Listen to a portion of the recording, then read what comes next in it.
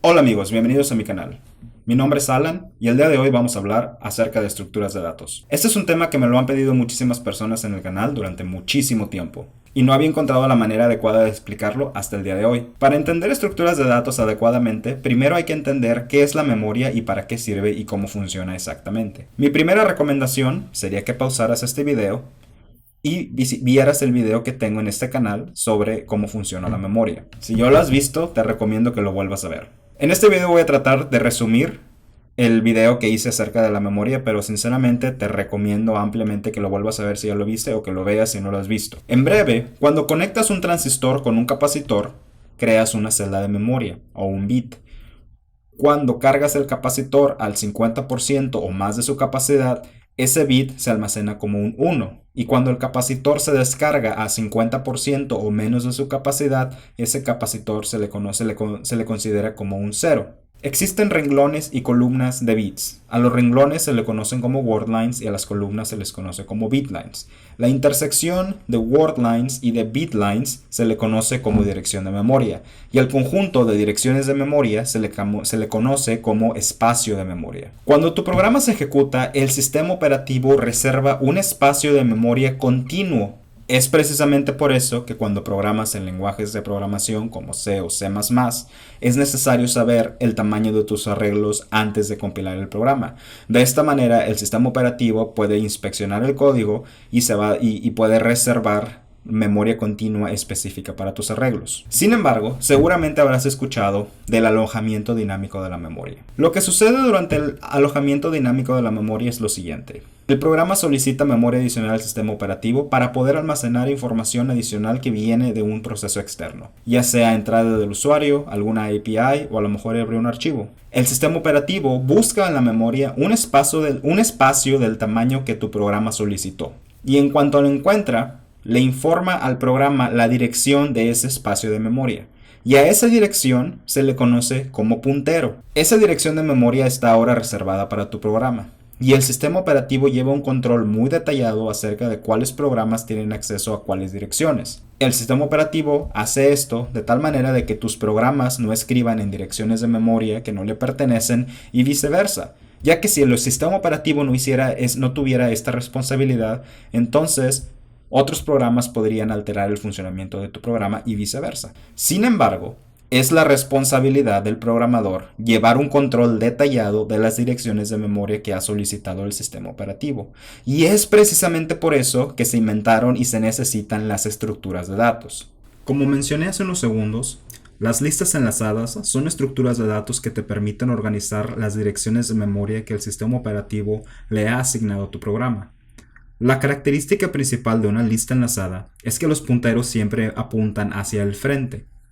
Ahora, cabe resaltar que la computadora no tiene sentido de orientación. En este video, cuando utilizo las palabras el frente, derecha o izquierda, es simplemente un mecanismo que se utiliza para que puedas visualizar y retener la información de una manera más adecuada. Las listas enlazadas son generalmente representadas de esta manera. Son un nodo que puede contener cualquier tipo de información. Puede contener números o puede contener palabras. También puede contener objetos complejos como canciones. Y al frente de este objeto tenemos un puntero que apunta hacia la siguiente dirección de memoria que contiene el mismo tipo de información.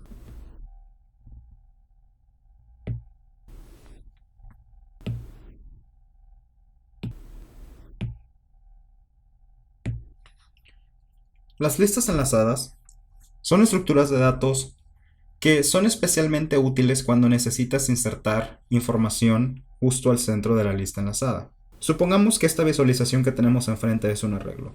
En un arreglo, por ejemplo, necesitarías separar esta lista, insertar un nuevo elemento, conectar esta parte del array o del arreglo al nuevo elemento y luego esta en otro arreglo, conectarlo de esta manera y finalmente conectar este con la parte de enfrente del arreglo. Como podrás darte cuenta, son muchas operaciones innecesarias. Con una lista enlazada, el proceso funciona de la siguiente manera. Supongamos que queremos insertar una nueva canción en esta lista enlazada de canciones. Lo único que tenemos que hacer es determinar en qué posición de la lista enlazada la queremos hacer, ajustar el puntero de esa posición y en el nuevo elemento crear un nuevo puntero hacia la nueva lista enlazada. Y acabamos de agregar un puntero. Es muchísimo más sencillo hacer operaciones de este tipo en listas enlazadas de lo que es en hacerlas en listas, en arreglos. Una de las desventajas de las listas enlazadas es que la búsqueda en las listas enlazadas es bastante lenta comparada con otras estructuras de datos. La principal razón por la cual es bastante lenta es porque la lista enlazada tiene que recorrer toda la lista enlazada, en el peor de los casos, para encontrar el arreglo. Y eso incrementa el tiempo de ejecución de búsqueda. Una estructura de datos que es muchísimo mejor para búsquedas son los árboles. Los árboles son una de las estructuras de datos más útiles que puedes encontrar en tu repertorio de herramientas o de algoritmos como programador. Porque es una estructura de datos muy versátil. La puedes utilizar para indexar elementos, la puedes utilizar para buscar elementos, la puedes utilizar para ordenar conjunto de elementos. Los árboles se parecen un poco a las listas enlazadas, en el sentido en el que las listas enlazadas tienen un puntero que apunta hacia adelante. Y los árboles no tienen solamente un puntero, especialmente los árboles binarios, que son los árboles más sencillos que vamos a estudiar en este video. Los árboles binarios tienen dos punteros que apuntan a diferentes regiones de la memoria. Y nuevamente, los punteros se llaman izquierda y derecha. Nuevamente, las computadoras no tienen sentido de la orientación. El nombre se les da para facilitar al programador recordar cómo funcionan los árboles binarios. Pero en la computadora, los árboles tienen dos punteros que apuntan a dos regiones distintas de la memoria. Y así como pueden tener dos, pueden tener cuatro, pueden tener 100. Pero en el algoritmo de los árboles binarios nos dice que un nodo, que es este círculo representado en el diagrama, solamente puede tener hasta dos punteros apuntando a diferentes áreas de la memoria. Entonces la manera en la que se forman los árboles binarios es una manera bastante interesante. Supongamos que queremos insertar un nuevo nodo. Entonces mi nuevo nodo viene y le pregunta al nodo raíz: ¿tú eres mayor o menor que yo? Y el nodo raíz le dice: yo soy mayor que tú. Ok, entonces como el nodo raíz es mayor que el nodo nuevo que voy a insertar, se viene automáticamente al lado izquierdo y se da cuenta que hay un nodo ahí y le pregunta: bueno, ¿tú eres mayor o menor que yo? Y el nodo le dice: yo soy mayor que tú. Entonces, como este nodo es menor que el nuevo nodo raíz, el nuevo nodo se va a la izquierda y se encuentra con otro nodo. Y este nodo le dice: ¿tú eres mayor o menor que yo? Y este le dice: yo soy menor que tú. Ok, entonces este nodo se viene y se acomoda de este lado y se crea una conexión. Y ese proceso se repite recursivamente hasta que se completa el árbol. Ahora, si quieres recorrer el árbol, lo puedes recorrer en la dirección de derecha a izquierda, que empiezas desde aquí, empiezas de la derecha y luego en el raíz, y luego te vas a la derecha y luego a la raíz, y así te vas hasta que recorres todo el árbol. Vamos a ver un ejemplo en código, porque es muchísimo más sencillo explicar árboles cuando te lo puedo mostrar en código. Este es un pequeño programa que escribí que hace una consulta a la API de Spotify para regresarme las últimas canciones o los últimos singles que se han lanzado en el día de hoy. Y son los singles recomendados para mi usuario. Entonces, esto es lo que hace esta línea. Aquí simplemente estoy manipulando la información. Le estoy borrando ciertas propiedades de la información que me regresa Spotify, porque cuando estaba escribiendo el programa me llenaba la pantalla de mucha basura, así que simplemente borré esas propiedades de la información. Y aquí estoy escribiendo el nombre del álbum y aquí estoy simplemente convirtiendo la fecha que Spotify me la regresa como una cadena de texto, la estoy convirtiendo a un objeto de fecha real. De hecho, vamos a mover este para arriba. Y aquí es donde empieza la magia en donde empezamos a insertar los nodos en el árbol binario. Aquí tengo una librería que ya escribí, es una clase y estoy creando un árbol binario objeto. Este es un objeto de árbol binario. Este es el constructor y el constructor define un nodo raíz.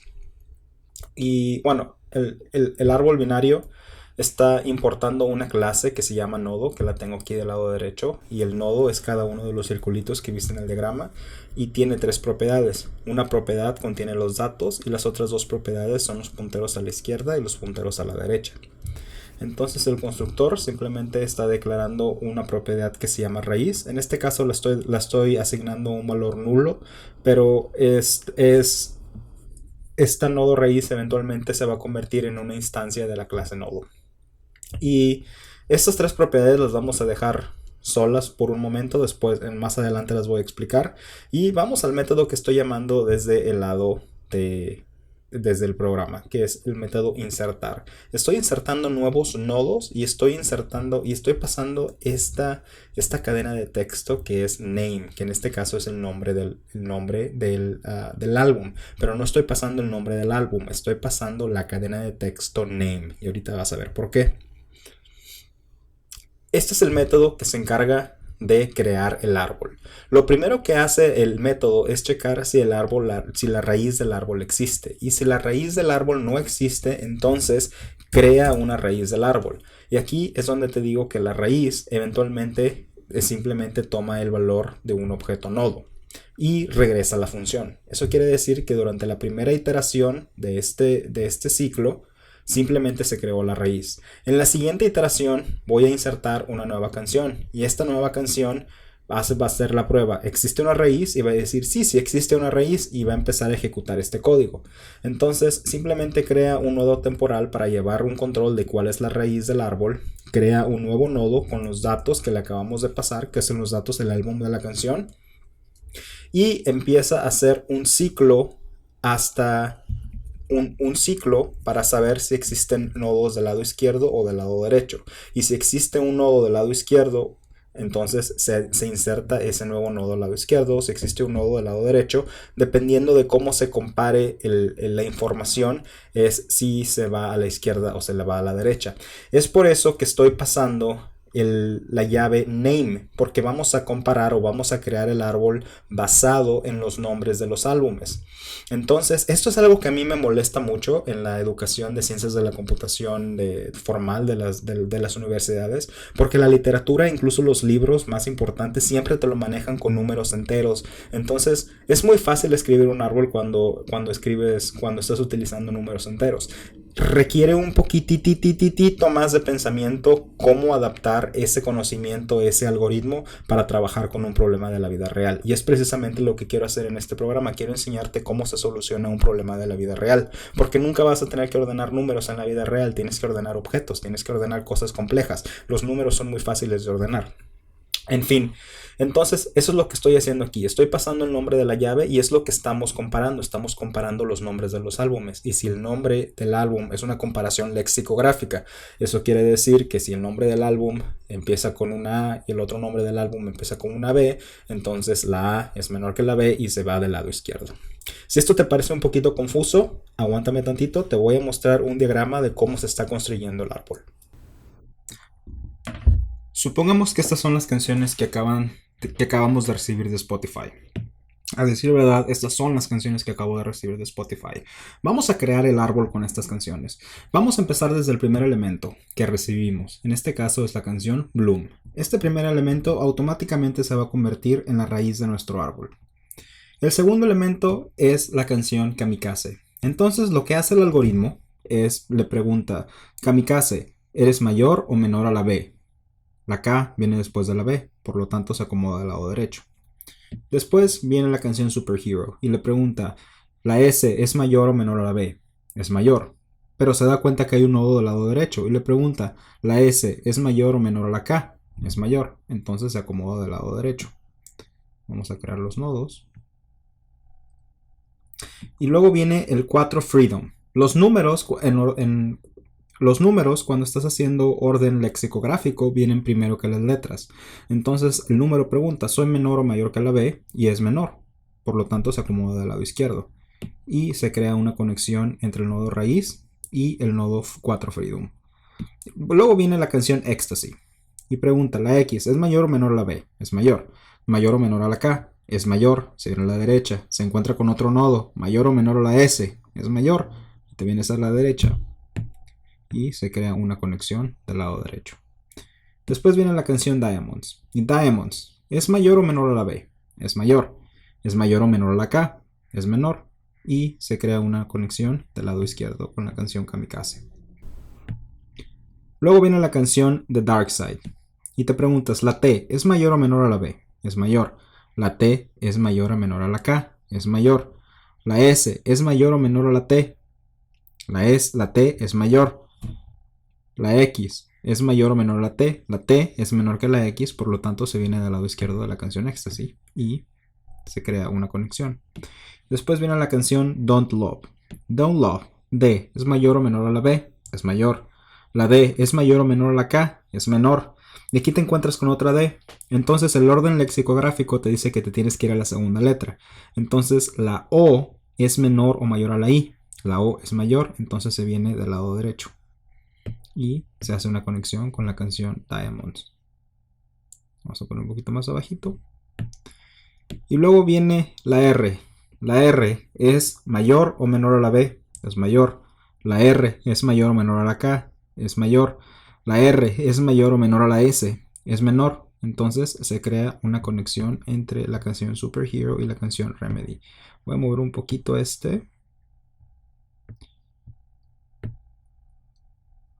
para no amontonarlos tanto. Listo. Y luego viene la H. La H, mayor o menor que la B, es mayor.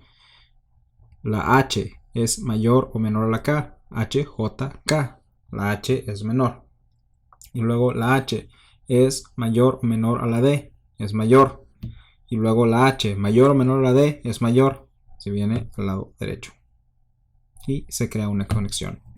Y este es el árbol que acabas de crear para la lista de canciones. Ahora que ya entendiste cómo se construye el árbol, voy a poner un snippet que ya tengo escrito aquí. Y este snippet va a caminar el árbol en un algoritmo que se llama caminarlo en orden. ¿Recuerdas la propiedad ruta que tenemos acá? Bueno, esta ruta es la que nos va a decir el orden en el que estamos caminando el árbol. Entonces estoy llamando a este método que se llama enOrden y le estoy pasando la raíz del árbol al método enOrden. Y lo único que está haciendo el método enOrden es que es una llamada recursiva y está diciendo, si el nodo de la izquierda existe, empieza a seguir el camino de la izquierda hasta que el camino de la izquierda ya no exista. Después vas a recorrer el centro y después te vas a ir a la derecha. Vas a caminar a la derecha y después en ese nodo de la derecha te vas a ir hasta el camino de la izquierda hasta que ya no exista. Vas a regresar del centro y luego te vas a ir a la derecha otra vez hasta que encuentres la izquierda. Entonces así es como funciona el recorrido en orden. Es izquierda, centro, derecha, izquierda, centro, derecha. Si esto te parece un poco confuso, tengo otra ilustración en donde te voy a mostrar cómo funciona el recorrido en orden.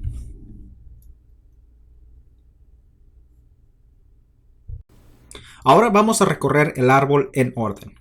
El recorrido en orden nos quiere decir que estos nodos se van a empezar del lado izquierdo, te vas a ir al centro y luego te vas a ir al lado derecho. Así que vamos a empezar desde el nodo raíz. El nodo raíz le preguntas, ¿tienes un lado izquierdo? Y el nodo raíz dice, sí tengo un lado izquierdo y es for freedom. Entonces el lado izquierdo lo que vamos a hacer es vamos a eliminar esta conexión y lo vamos a acomodar aquí arriba. Entonces el algoritmo se regresa al nodo raíz y elimina la conexión y se viene acá arriba y tienes un nuevo nodo raíz. Y este nuevo nodo raíz dice, ¿tienes un lado izquierdo? Sí tengo un lado izquierdo. Y se va y se visita el lado izquierdo y se elimina esta conexión. Y este le dice, ¿tienes un lado izquierdo? No tengo un lado izquierdo. Entonces se elimina esta conexión y te vienes para acá. Y luego queda esta conexión del lado derecho. Y dice, ¿tienes un lado izquierdo? No tengo un lado izquierdo. Entonces se elimina esta conexión y se acomoda acá. Y este, como ya quedó solito, se viene para acá. Y luego se regresa al nodo raíz original. Y como está solito, se elimina esta conexión y se viene para acá. Y luego este le pregunta al nodo raíz, ¿tienes un lado izquierdo? Y le dice, sí tengo un lado izquierdo. Es este. Entonces se elimina la conexión y se viene para acá. Y luego este se queda solito, se elimina la conexión y se viene para acá. y este se convierte en el nuevo nodo raíz. Y preguntas, ¿tienes un lado izquierdo? Y dice, sí, sí tengo un lado izquierdo. Se viene para acá, elimina la conexión y lo acomodas acá arriba, y este ya que se quedó solito, se queda acá arriba. Acabas de ordenar todos los elementos del árbol de canciones en una manera lexicográfica en un orden ascendiente, es decir, de menor a mayor. Ahora ya que tenemos que ya hemos caminado el árbol en orden, vamos a imprimir la ruta. Aquí ya tengo el programa escrito y lo que voy a hacer es que voy a iniciar el programa. Y aquí es donde se camina la ruta. Y así como en la ilustración te lo mostró, puedes ver que todos nuestros árboles están escritos de manera alfabética. Porque caminamos el árbol en orden. Como puedes ver, la última canción es Ecstasy. Tenemos With Garden y tenemos The Dark Side. Son las últimas 3 canciones porque los nombres empiezan con las últimas letras de los alfabetos. Ecstasy es la última, es de las últimas letras, una X. Si hubiera habido una canción que empezara con la letra Z, entonces es muy probable que esa canción fuera la última que apareciera aquí.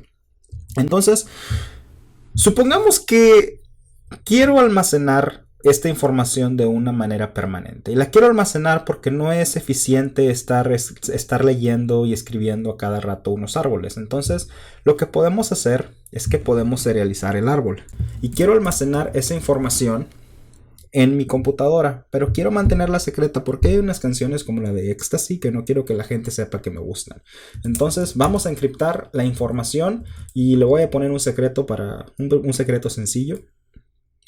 Pero vamos a encriptar la información porque no quiero que la gente se entere que me gustan cierto tipo de canciones. Entonces, si voy a almacenar esa información en disco, la quiero encriptada. En esta línea es donde estoy encriptando la información.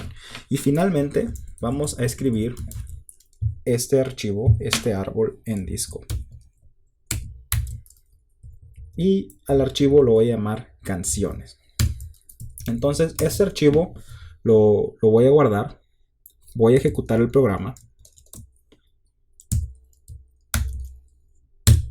Y el programa ejecuta. Crea el árbol. Lo encripta. Escribe un archivo canciones. Y aquí está mi archivo canciones. Y como puedes ver, mi archivo canciones existe y está completamente encriptado. Señoras y señores, lo que acabamos de crear es el equivalente a una tabla en una base de datos. Esas son las tablas. Y lo que acabamos de hacer es que tenemos una tabla y le pusimos un índice, el índice de nombre. Así es básicamente, en una manera muy simplificada, cómo funcionan los motores de bases de datos relacionales. Cuando insertas información, esa información se inserta en un árbol y cuando estás listo para crear la tabla, ese árbol es serializado y es encriptado, comprimido y es escrito en disco y ese archivo se le conoce como una tabla de una base de datos. Es precisamente por eso, como tus tablas en las bases de datos como MySQL o Postgres, utilizan una estructura que se llama B-tree para indexar datos. Es precisamente por eso que siempre se ha recomendado que el índice primario sea un número entero que crezca monotónicamente, es decir, que sea 1, 2, 3, 4, 5, 6, 7, 8, 9, 10, etc. ¿Por qué?